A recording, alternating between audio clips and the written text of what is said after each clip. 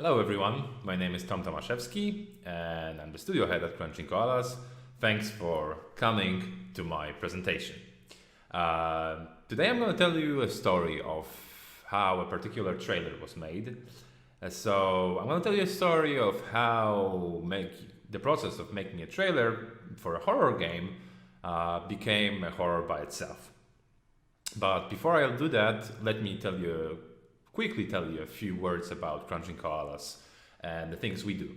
So we're a small company. We're around 20 people. We were founded in 2012. This is an old photo, by the way. We need to do a new one.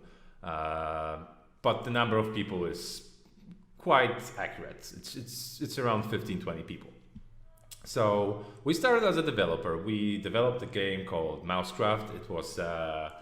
It was commonly described as a game that's a mix of Tetris and Lemmings. It was fairly successful, but not so successful that we could continue doing a second game. So after that, we specialized ourselves in porting games and bringing titles from PC to consoles. And since then, we worked with CD Projekt on Thronebreaker, we worked with Devolver Digital on Ruiner, we worked with This War of Mine with 11-bit studios, for example, on This War of Mine and Beatcop, but also Frostpunk. But these were porting, work for hire projects. But the thing that a lot of people doesn't know is that we also publish games. So we make trailers for games. We ported and published games like Lickspiel, we ported and published a game called Butcher, Regalia, Skyforce, My Memory of Us, at least for the Switch. And the trailer that I'm going to tell you today is going to be a trailer for Darkwood. Darkwood was supposed to be our biggest publishing project so far. So we had to come up with something special for the marketing. We wanted to show people that we actually can publish games and we are capable of handling projects that successful as Darkwood. So it was a huge challenge for us, but we didn't want it to fail, of course. So Darkwood was and is very successful on Steam. If you look at the number of reviews, currently it's around 6,500. You can imagine the number of sales that it had on Steam. We wanted to launch the game on PS4, Xbox and Switch simultaneously. Just one release during 1 week on all three platforms. But we didn't want to just port the game and publish it. We wanted to do something special. We saw that the game had marketing on PC and it was good marketing. So we thought we need to stick to that, but we also need to add something new, something that will kind of reinvent the way people speak about the game. So we thought we need some kind of a new marketing approach for the game. We didn't want to use the older trailers. We wanted to create something new and tell people something new that they didn't know about the game. So that's that. The trailer that I'm talking about was a trailer that was for the release date announcement of the console versions. So we wanted to announce that Darkwood is coming to consoles and it's coming on this and this day. For those that don't know, it's a very important moment for a game to be announced on consoles if it was released before on PC, because if you announce it properly, then a lot of people will just come to you and ask for review codes. The hype is just gonna be like circling around the game before it's released. So in my opinion, this is an even more important event, like marketing event, than the actual release. But it's actually also very hard to market a game that it's coming to consoles because, well, these days there's a lot of games that's coming to consoles. So we knew we have to do something special for the people to hear and acknowledge the thing that the Darkwood is coming to consoles and that it's something special. So yeah, we thought about the trailer and we set some goals. And one of the first goals was to show the Slavic Eastern vibes of the game. The game is the action of the game is taking place in Poland. So we wanted the game and the trailer to show the more, let's say, exotic way of doing a horror game than just usual Atlanta vibes. And we wanted the people to see that it's something other. And we were hoping that we can somehow repeat the success of, for example, Chernobyl or Dark, that were very popular at the time. So that was the first goal, to show the Slavic Eastern vibes of the game. Then we wanted to show that it's a difficult game, it's dark themed, but we wanted to show it in a little bit lighter manner than it was showed before. Before, the guys from West Wizards that did a great job at marketing the game at PC. They showed mostly the gameplay values of the game. So gameplay, how the game actually worked and what was the vibe of the game. But we thought that for the console players, it might be better to show that it is the same hard, difficult, dark-themed game, but we wanted to show it in a lighter manner. So maybe a song in the background, maybe a quick cut edit, this kind of stuff. So yeah, first Slavic Eastern vibes, second difficult dark-themed game, but in a lighter manner. And the third goal was obviously to announce the platforms, so PS4, Switch, and Xbox, and start the final marketing push before releasing the game. That was the ultimate goal, of course, and the most obvious one. So what was our solution? Our solution was to make a trailer that we use a Polish well-known song in the background. So yeah, we sat down and we thought of which song can it be. There was a couple of ideas actually. One of the ideas was Dni, których nie znamy by Marek Rechuta. But my favorite, and since it was kind of my project, was a song called Ucieczka by Halina Frąckowiak. So we picked this song. This is Halina Frąckowiak in her best days, let's say. So the first thing we did, we found a contact to Halina Frąckowiak's agent. We contacted him. He was super pleasant. There's gonna be no problem, man, doing the song in a video game trailer. No problem at all. Okay, great. Then let's have the rights. Okay, but the rights is actually at Warner Bros. Poland. So yeah, we got info that Warner Bros. Poland has the rights. We asked a couple of people for some contacts to Warner Bros. Poland, and we found a guy. The guy found another guy, and we asked them for a quote. They told us it's gonna be no problem. It's gonna be around 10,000-15,000 zlotys for the rights, and you can start the production of that trailer. It's gonna be no problem at all. We said, okay, yeah, no problem. Let's start doing the trailer and send us the agreement. So yeah, we started the production. We started the production of the trailer with Radical Studio, so a pretty well-known trailer production studio in Poland, and basically all looked fine. And this is the moment where everything kind of starts falling apart, of course. Well, for the next 2-3 weeks, we were obviously making the trailer. The script and the draft looked really super promising. We all really liked it. There were a couple of things that we discussed with the devs, what shots to use, what to throw out. But generally, the idea for the trailer and the general, I don't know, vibe of everything was really promising. So the Warner Bros. Guy finally writes me an email. but he doesn't write anything that's useful. He just wants to call me. He calls me, and it turns out that they don't really have the rights for the song, and that Polish radio has them. Okay, great, man. Like, couldn't you tell me that 3 weeks ago? Yeah, so quick call to Polish radio. What should we do? Oh, please come. You will see a person and he will tell you what to do. So we raid the catacombs of the Polish radio archive.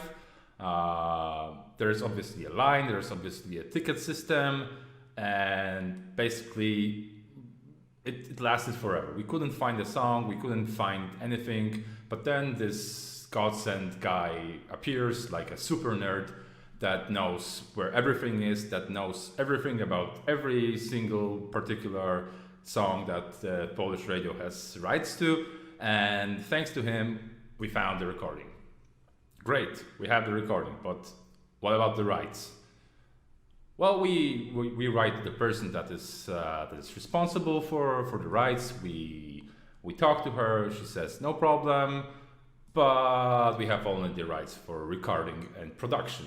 So we recorded it, we produced it, we have the rights for that, but we don't have the author's rights. Okay, so who has them? So it turned out these rights were divided to 3 people. These 3 people were the composer, who was Marek Stefankiewicz, the author of the words, which was Kazimierz Wierzyński, and the singer, so Halina Frąckowiak, again. So we thought, okay, let's start with the composer. The guy was and is a teacher at Music Academy, so we found a contact to him, we phoned him, we talked to him, and he says no problem, he just wanted a small fee, we signed an agreement with him, boom, done. Great.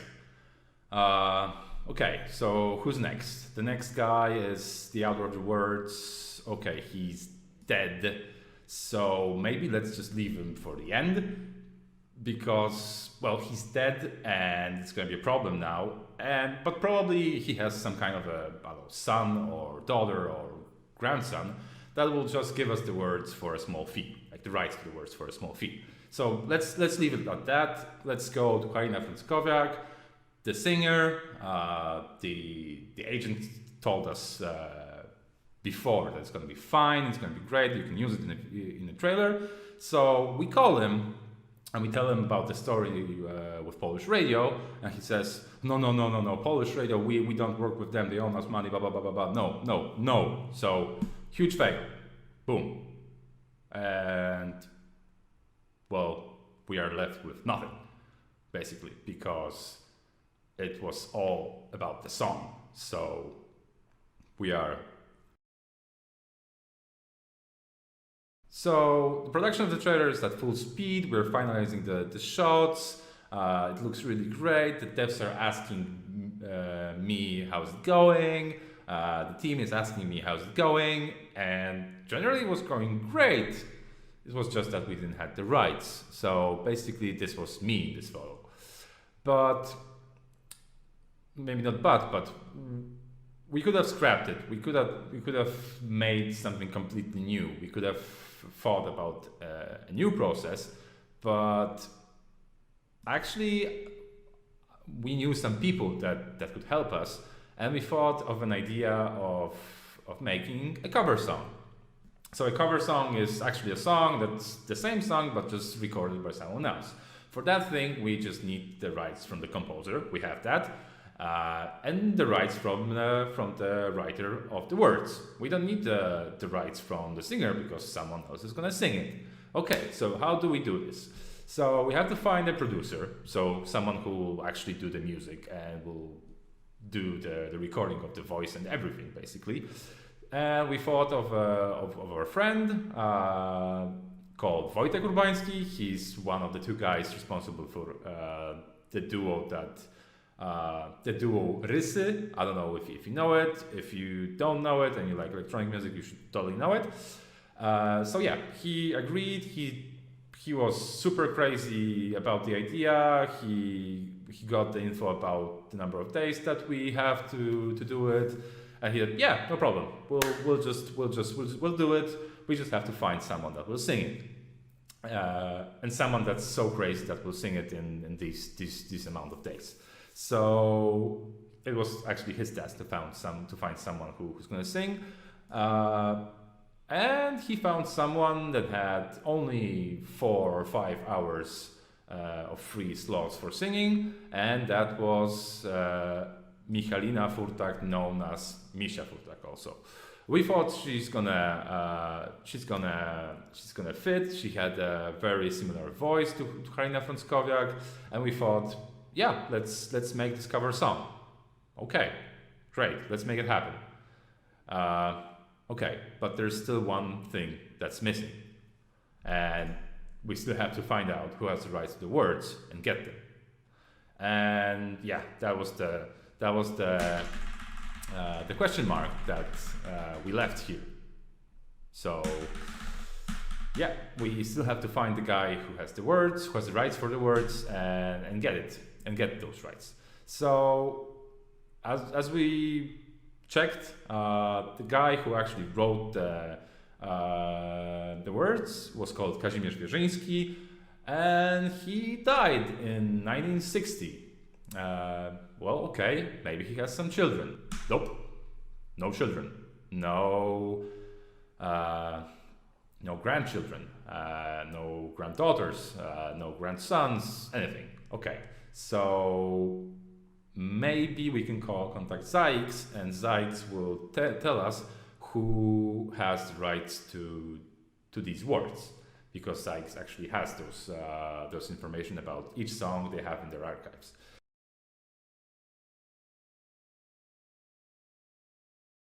So we contact Zykes, but unfortunately, Rodo, the person who has the rights, didn't agree to share this knowledge with other people. So no way we can actually contact him. No email, no name, no phone, no anything. And it's 10 days before the emission.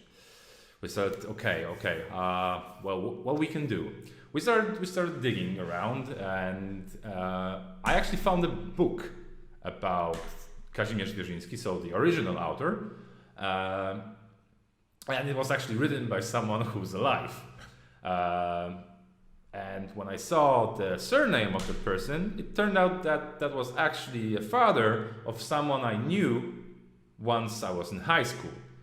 So I emailed him or messaged him on Messenger, and he actually got the name of the guy who has the rights to the words. The words were, by the way, written in 1935 and were a poem that was a part of a poem, I don't know, collection written by Kazimierz Wierzyński. So we got the name.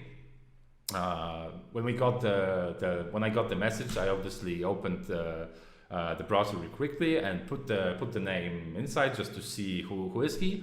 And he was called Greg Wierzyński, so Grzegorz Wierzyński.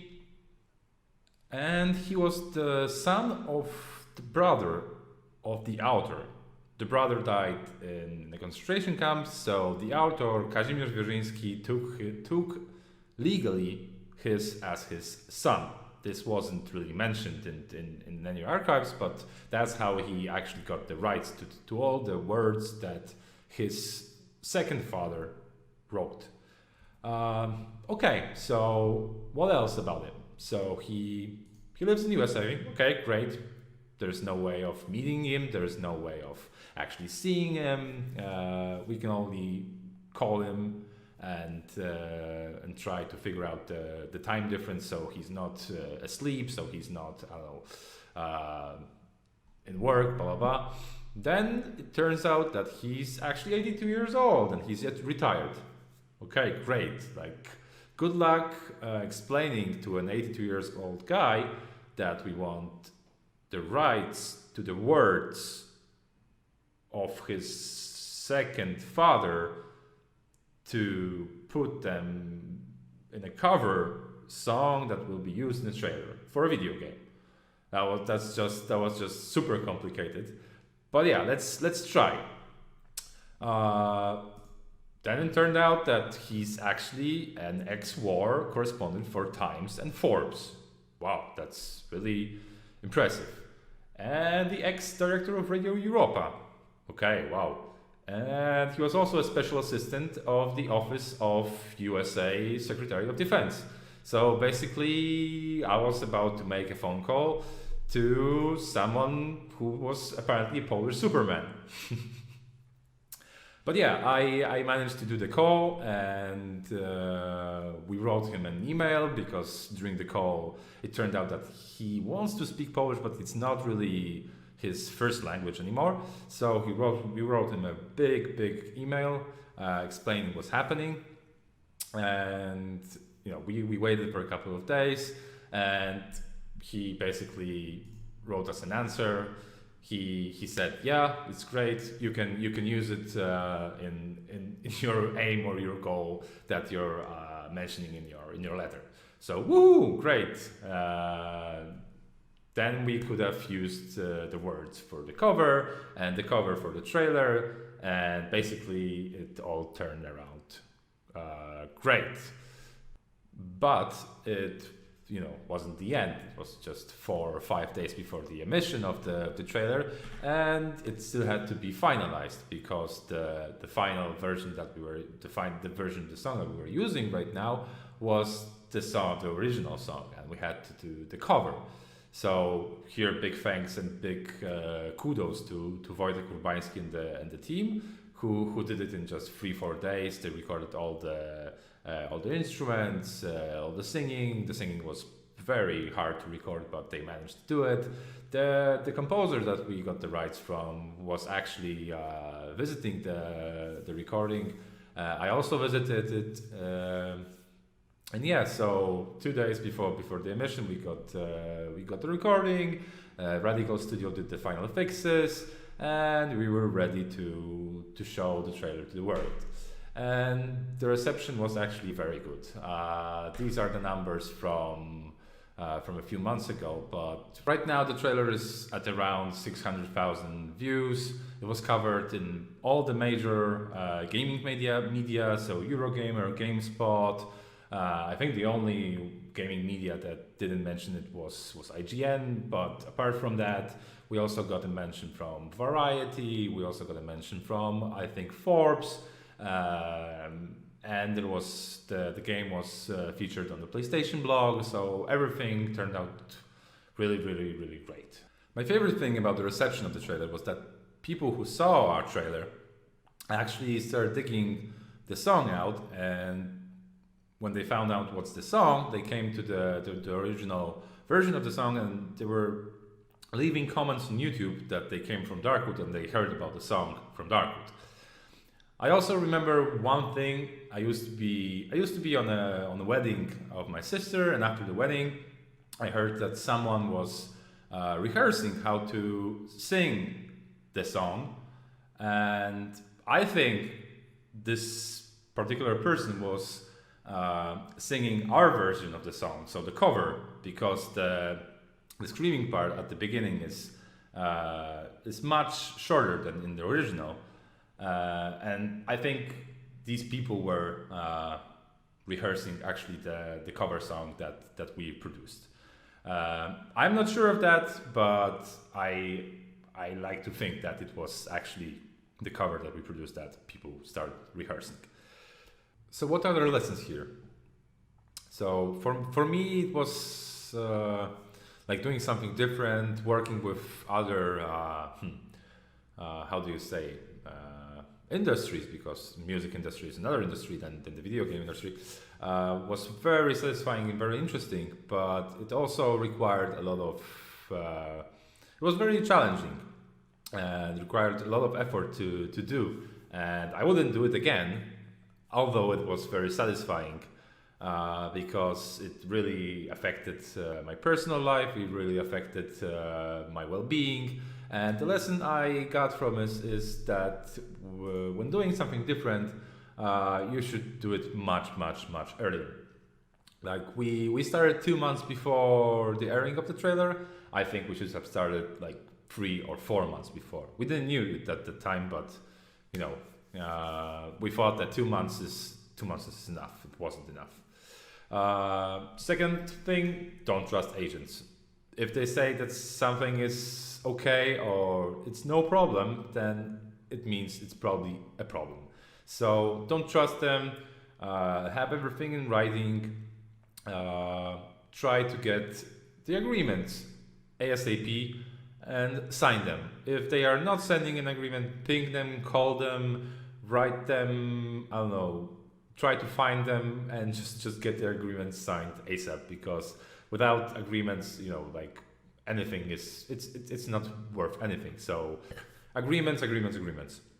And the last thing I wanted to say is, if you want to do a song like a trailer with a song like this one, have a backup plan. We used to have a backup plan, but our backup plan wasn't just so great as this idea. So we stick up with the original plan and try to pursue it at all cost. And it was actually worth it. But you know, have a backup plan, please. And the last thing I wanted to tell you about is that sometimes it is worth sticking to your plan. So yeah, thanks for listening to my presentation. I hope you liked it. If you want to watch the trailer, it's under this link. It's bit.ly/Darkwood trailer. If you have some questions about publishing games, about licensing music, or just, I don't know, some general questions about Crunching Koalas, you can find me after the presentation. Just contact me. I'll be available. And yeah, thanks for listening, and hope to see you in real life soon. Bye bye.